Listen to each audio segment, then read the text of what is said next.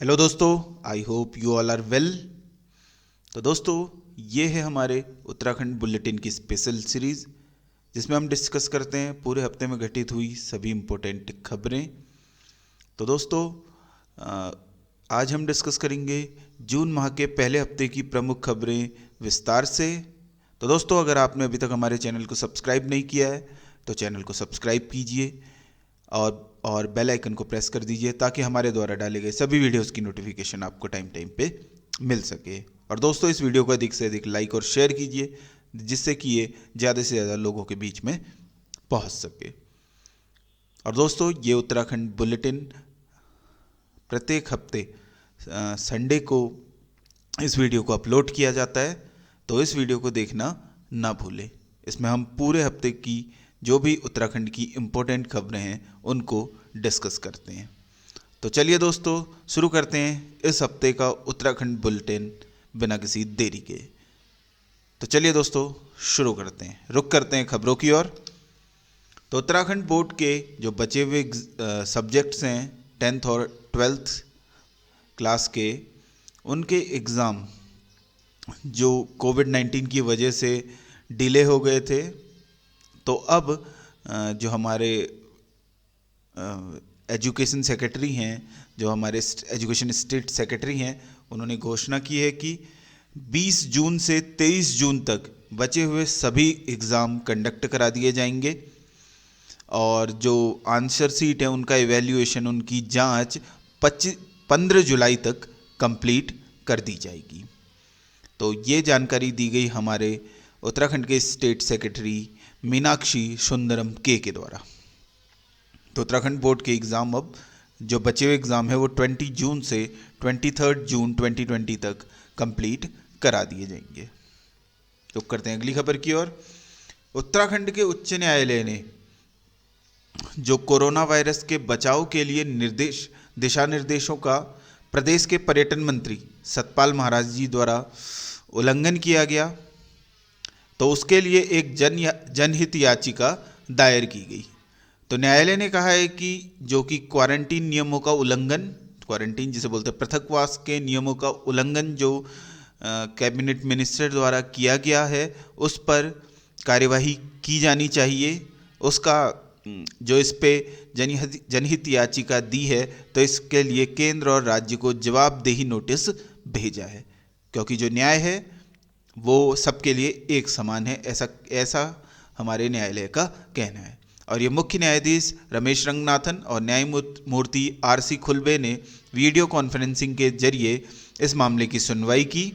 और जो यह जनहित याचिका दायर की गई थी वो देहरादून के निवासी उमेश कुमार शर्मा के द्वारा दी गई थी।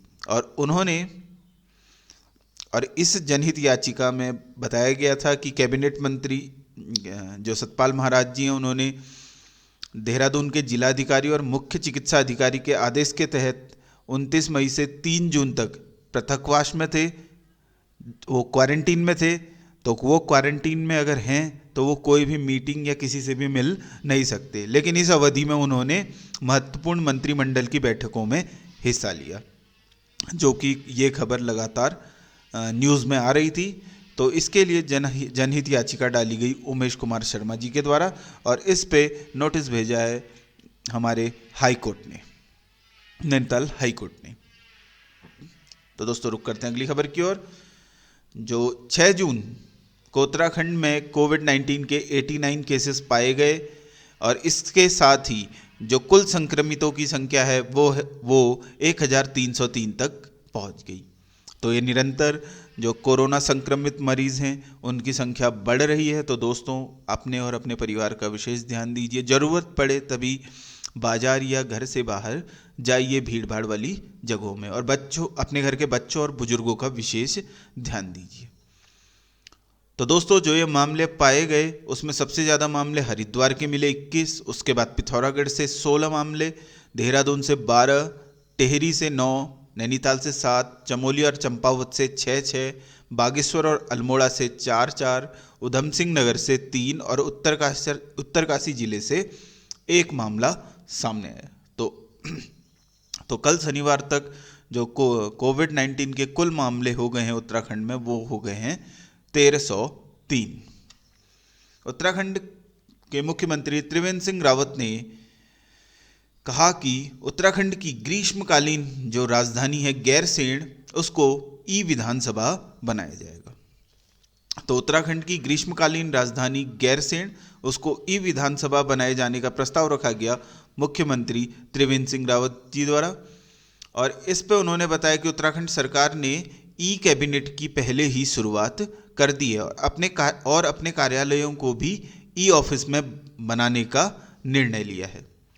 और उन्होंने बताया कि अभी 17 कार्यालयों को ई ऑफिस में तब्दील कर दिया गया है। और जो मुख्यमंत्री ने कहा कि सरकार का प्रयास है कि राज्य के ब्लॉक स्तर के सभी कार्यालय को ई ऑफिस में बनाने का प्रस्ताव रखा गया। तो मुख्यमंत्री जी लगातार कोशिश कर रहे हैं, सरकार लगातार कोशिश कर रही है कि ब्लॉक स्तर पर जितने भी कार्यालय हैं वो ई ऑफिस में कन्वर्ट हो जाएं। तो अभी तक 17 कार्यालयों को ई ऑफिस में बदल दिया गया है। तो आप याद रखिएगा कि ग्रीष्मकालीन राजधानी गैरसैंण को ई विधानसभा बनाए जाने का प्रस्ताव रखा गया उत्तराखंड सरकार द्वारा। दोस्तों, एक प्रमुख डे वर्ल्ड एनवायरनमेंट डे, विश्व पर्यावरण दिवस, जो कि प्रतिवर्ष 5 जून को मनाया जाता है। तो इससे रिलेटेड कुछ इंपॉर्टेंट फैक्ट। तो ये यूनाइटेड नेशन का एक प्रिंसिपल प्रोग्राम है जो कि 1974 में स्टार्ट हुआ था और इसको प्रतिवर्ष मनाया जाता है ताकि लोगों के बीच में जो पर्यावरण से संबंधित जागरूकता है उसको फैलाया जा सके और पर्यावरण को सुरक्षित रखने के लिए ठोस कदम उठाए जा सकें। तो इस दिवस की शुरुआत यूनाइटेड नेशन के पहले दिन जो Stockholm conference on the human environment हुआ था 1972, उस दिन इस प्रस्ताव को रखा गया था और 1974 में पहला विश्व पर्यावरण दिवस मनाया गया, जिसका विषय था ओनली वन अर्थ, केवल एक पृथ्वी। और इस वर्ष 2020 का थीम है टाइम फॉर नेचर, प्रकृति के लिए समय निकालें।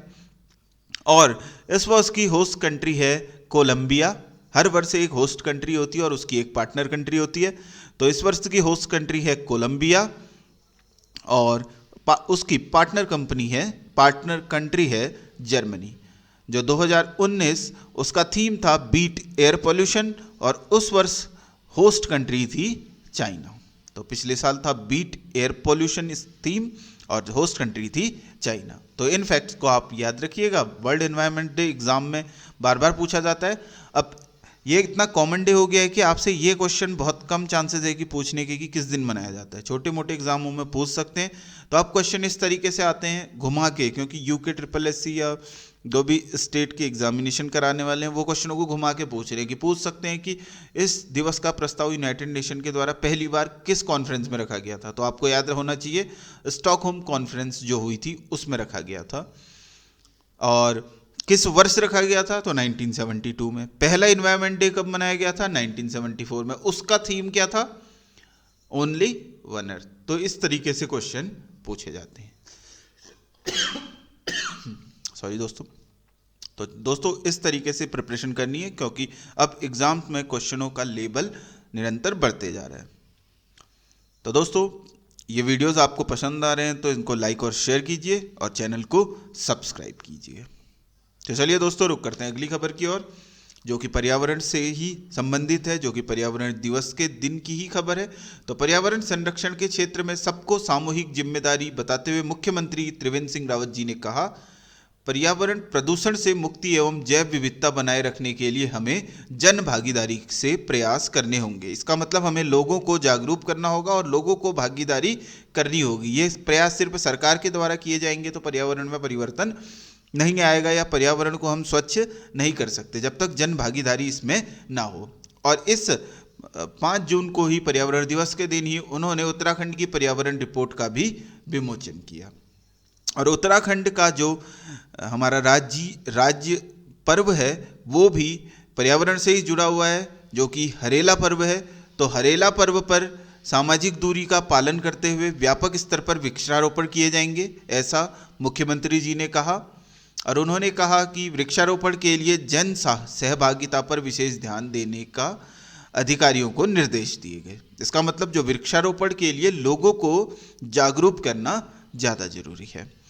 और हमारे प्रदेश के वन एवं पर्यावरण मंत्री डॉक्टर हरक सिंह रावत जी ने कहा, भारत तथा विश्व में जैव विविधता को बनाए रखने में उत्तराखंड का महत्वपूर्ण योगदान है।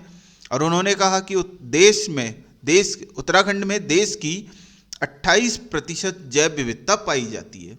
तो आप ये पॉइंट भी याद रखिएगा कि देश की 28% जैव विविधता कहाँ पाई जाती है? उत्तराखंड में।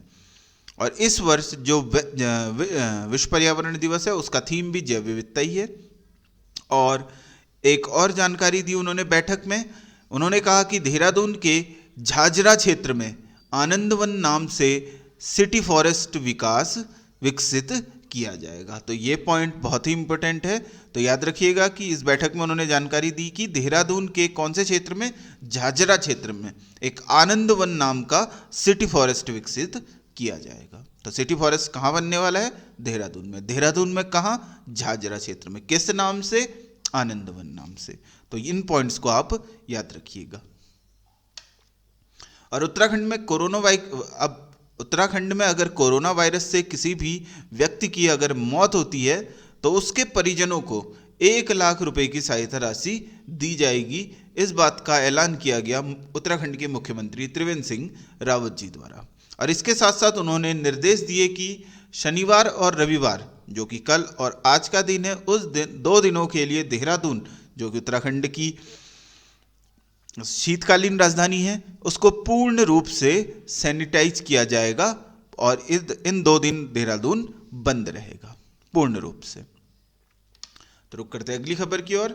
तो जो उत्तराखंड के जो हमारे स्वास्थ्य सचिव अमित नेगी हैं, उन्होंने बताया कि उत्तराखंड राज्य में बजट की कोई भी कमी नहीं है। हम कोरोना से निपटने के लिए पूर्ण रूप से हमारे पास बजट उपलब्ध है। तो उन्होंने बताया कि जो कोरोना वायरस है उससे लड़ने के लिए अभी तक जो बजट उपलब्ध कराया जा चुका है वो है 686 करोड़ रुपए का बजट उपलब्ध कराया जा चुका है। और उन्होंने जानकारी दी कि इसमें से NHM को 160 करोड़ रुपए, चिकित्सा शिक्षा को 150 करोड़ रुपए,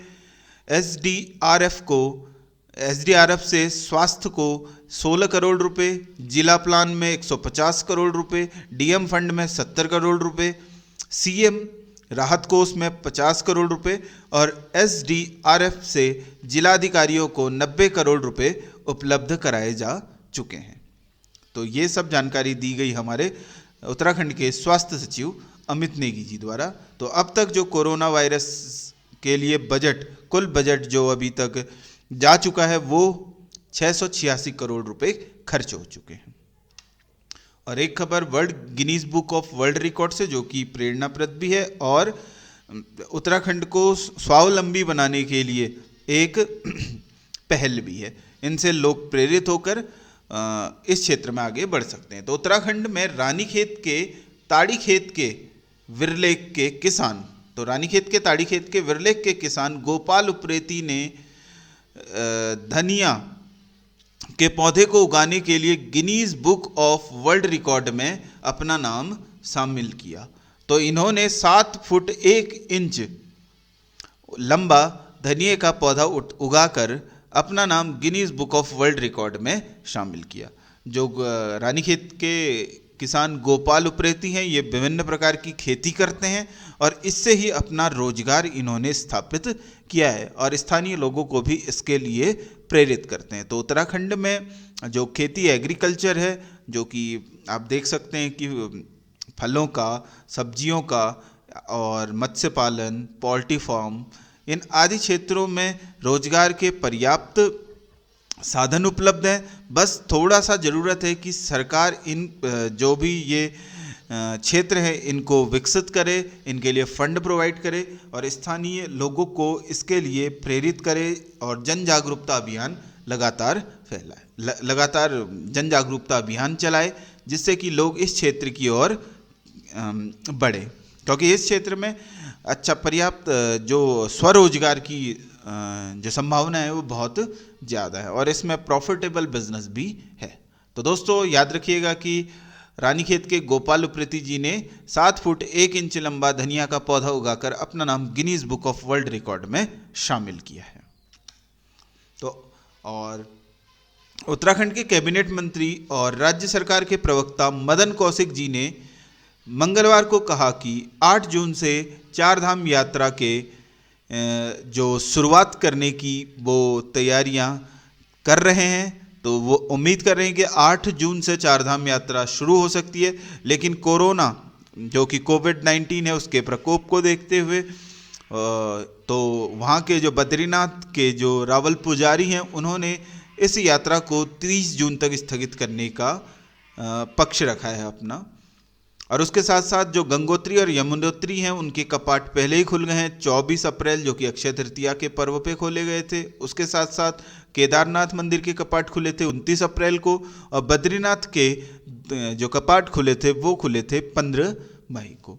तो 8 जून से चारधाम यात्रा शुरू हो सकती है, लेकिन पुजारियों ने इस यात्रा को 30 जून तक स्थगित करने का सरकार के सामने अपना पक्ष रखा है। अगली खबर मेडिकल कॉलेज से संबंधित। तो कोविड-19 की चुनौती को देखते हुए उत्तराखंड के मुख्यमंत्री त्रिवेंद्र सिंह रावत जी ने 3 नए मेडिकल कॉलेज खोलने की घोषणा की है, और ये 3 नए मेडिकल कॉलेज खोले जाएंगे उधम सिंह नगर, पिथौरागढ़ और हरिद्वार जिले में। तो स्वास्थ्य व्यवस्थाओं को सुदृढ़ और स्वास्थ्य सेवाओं को प्रत्येक जन मानस तक पहुंचाने के लिए ये उत्तराखंड की सरकार के द्वारा उठाया गया एक सराहनीय कदम है।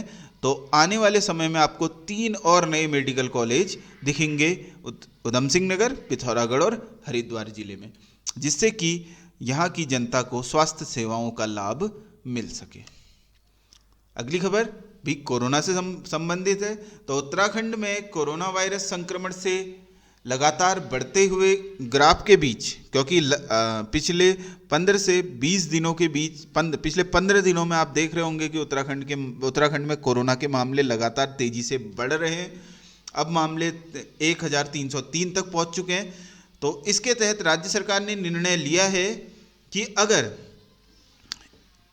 कुछ 75 शहरों को इन्होंने चिन्हित किया है, अगर कोई भी व्यक्ति वहाँ से उत्तराखंड में उन शहरों से उत्तराखंड में प्रवेश करता है तो उसके पृथकवास क्वारंटीन की अवधि को 14 दिन से बढ़ाकर 31 दिन कर दिया गया है।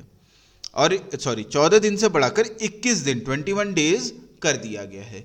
और इन 21 डेज में उसे 7 दिन रहना पड़ेगा इंस्टीट्यूशनल क्वारंटीन में, संस्थागत क्वारंटीन सेंटर में, और 14 दिन रहना पड़ेगा होम क्वारंटाइन सेंटर में। और इस क्वारंटीन अगर वो संस्थागत क्वारंटीन सेंटर में रहते हैं तो उनके पास दोनों ही विकल्प होंगे। वो निःशुल्क सरकारी केंद्रों पर भी रह सकते हैं, उसके साथ साथ चिन्हित किए गए सशुल्क केंद्रों पर भी रह सकते हैं। तो अब इस अवधि को इन 75 शहरों से ट्रैवल करके अगर कोई उत्तराखंड में प्रवेश करता है तो जो क्वारंटीन की अवधि है उसको 14 दिन से बढ़ाकर 21 दिन कर दिया गया है। तो दोस्तों, ये था हमारा आज का उत्तराखंड बुलेटिन। इस बुलेटिन को हम प्रत्येक संडे को लेके आते हैं आपके सामने। तो आई होप आपको ये बुलेटिन पसंद आया होगा। तो दोस्तों, चैनल को सब्सक्राइब कीजिए, इस वीडियो को अधिक से अधिक लाइक और शेयर कीजिए, बेल आइकन को प्रेस कर दीजिए ताकि हमारे द्वारा डाले गए सभी वीडियोस की नोटिफिकेशन आपको टाइम पे मिल सके। और दोस्तों, अपनी स्टडी को कंटिन्यू रखिए। इस लॉकडाउन के पीरियड को आप यूटिलाइज कीजिए। अपने डाउट्स और जो भी क्वेश्चंस होते हैं, आप किस टॉपिक पे वीडियो चाहते हैं, सारे के सभी सुझाव आप हमें कमेंट सेक्शन में भेज सकते हैं। उसके साथ साथ दोस्तों, जो भी हमारे अभी हाल ही में जितने भी हमने वीडियोस अपलोड किए हैं, चाहे मैथ्स से रिलेटेड हो, करंट अफेयर्स से या जीएस से रिलेटेड, सभी वीडियोस का लिंक आपको डिस्क्रिप्शन बॉक्स में मिल जाएगा। तो दोस्तों, अपना और अपने परिवार का ख्याल रखिए। इसी आशा के साथ आपका दिन शुभ हो। जय हिंद, वंदे मातरम।